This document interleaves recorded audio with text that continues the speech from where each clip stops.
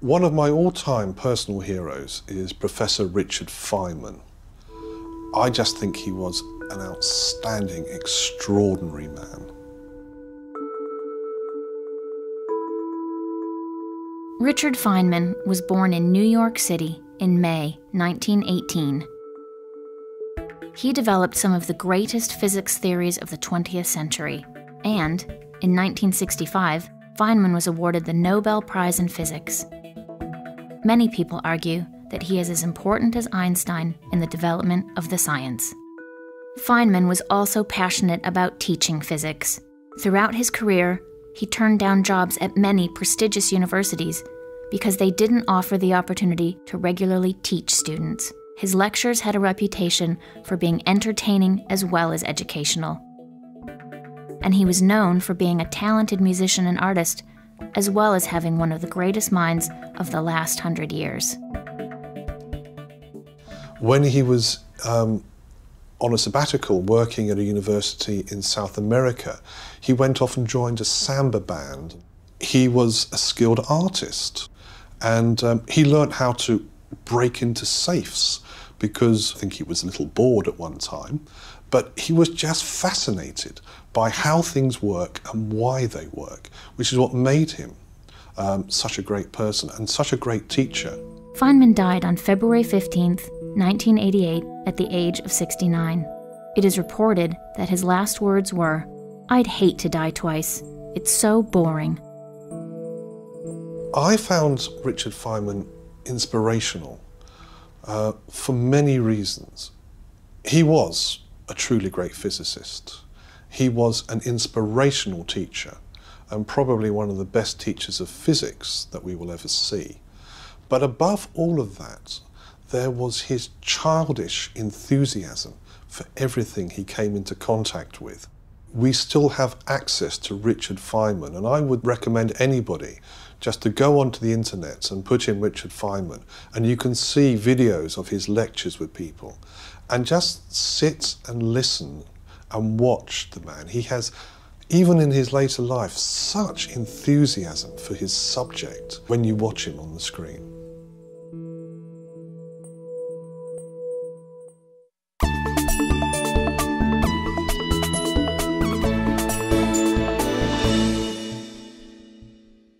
My personal hero is comedian and actress and producer and writer Tina Fey.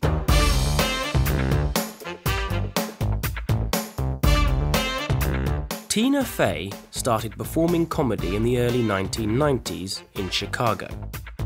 She joined the American comedy sketch show Saturday Night Live as a writer in 1997. She says that she had dreamed about this job as a child. She became the program's first female head writer in 1999 and started acting on screen in 2000. Fey has written, produced and starred in a number of films. She created her own television sitcom called 30 Rock, and she has won countless awards for acting and writing. She is now considered to be one of the most powerful women in the US entertainment industry. I remember growing up thinking most of the comedians that I saw on television or in films were all male. Tina Fey has changed things so that now films like Bridesmaids can come out and women are funny, and in the same way that men are funny. And I feel like that reflects the reality of life, because women are funny. There are a lot of very, very funny women who are quirky and witty, and I feel like now television and films are actually finally catching up. Tina Fey has often spoken about being a woman in the male-dominated comedy world. While she has said that men and women sometimes prefer different jokes, she believes that most of the time, funny is simply funny. She's smart, and she's one of those people that is not afraid to say what she means and to take control. And she's not afraid to step on people's toes, because I think she realizes that strong women need to be there to get things done.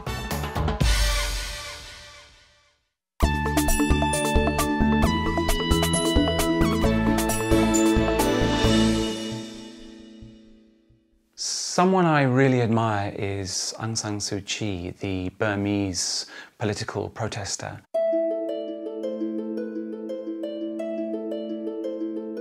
Aung San Suu Kyi was born in Rangoon in 1945. Her father, a Burmese independence hero, was assassinated when she was just 2 years old. She left Burma when she was 15, but after studying and living around the world for many years, she returned home in 1988. She said that as her father's daughter, she could not remain indifferent to all that was going on in her country, which was being run by a military regime. She was first arrested for her political activities in 1990, and she spent much of the next 20 years either in prison or under house arrest in Rangoon. In 1991, Aung San Suu Kyi was awarded the Nobel Peace Prize.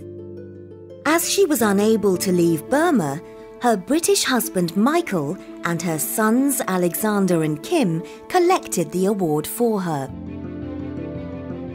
Aung San Suu Kyi has insisted that even when she was in prison, she was always free, because the people holding her were not able to touch the things that mattered: her mind, her principles, and what she believed in.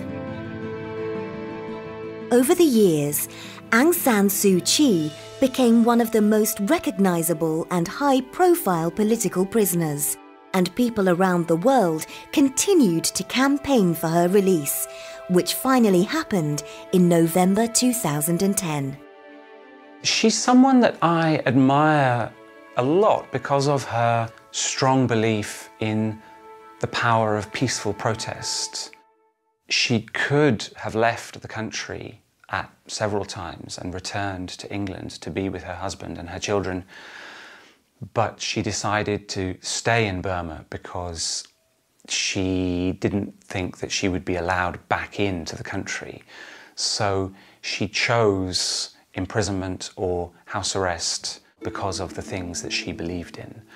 And I find that quite incredible and quite inspiring.